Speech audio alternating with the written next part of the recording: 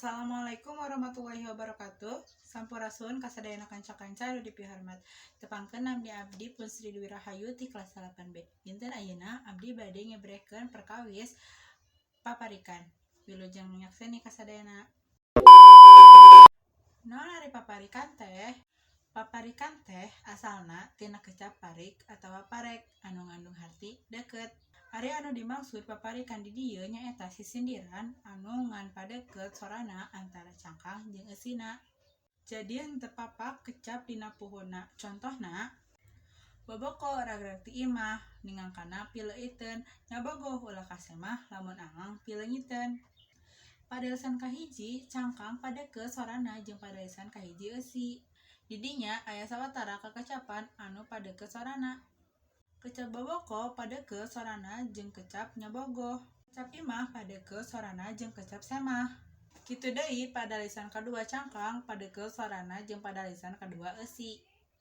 Kecap ningang padeukeut sorana jeung kecap angang. Kecap pileuyiteun padeukeut sorana jeung kecap leungiteun.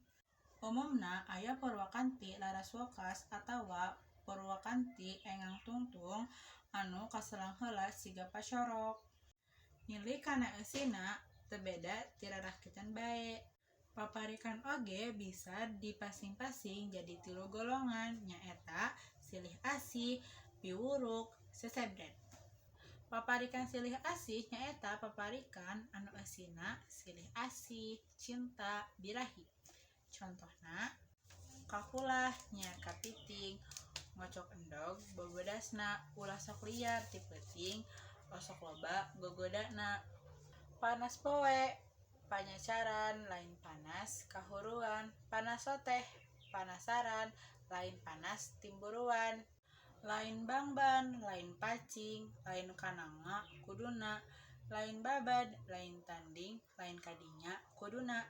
Paparikan piwuruk nyaeta paparikan anu eusina piwuruk, pituah atawa nasehat. Contohna singgetol nginum jajamu nu guna nguatkeun urat, singgetol neangan elmu nu guna nu di akhirat. Hampelah saraga jati, palataran bebelean, ikhlas raga rejeung pati ngabelaan bebeneran. Lauk emas ngakan ganggang disambar ku japati, boga emas moal langgeng teu cara boga pangarti.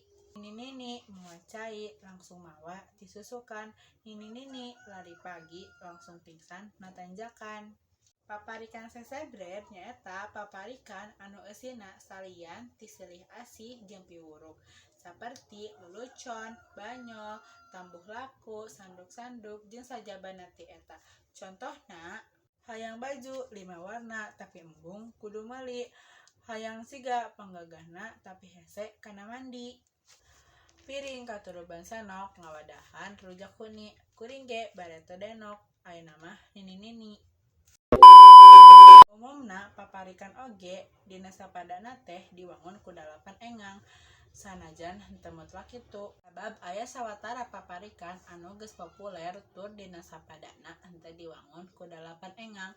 Contohna Situ Ciburuy laukna hese dipancing, nyaredet hate ningali herang caina. Tuh itu saha nu ngalangkul unggal enjing, nyaredet hate ningali sorot socana. Dina conto-conto bieu dina sapadana diwangun ku 4 padalisan. Saenyana taya katengtuan kudu sabaraha padalisan dina sapadana paparikan teh, anu penting jumlahna jangkep bae. Iwal anu mangrupa dangding biasana sapada cangkang sapada eusi. Dupi mung sakitu anu tiasa abdi dugikeun, hapunten bila aya kecap anu kirang merenah. Margi kasampurnaan datangna ti Allah Subhanahu wa taala, kasalahan datangna ti diri abdi nyarira.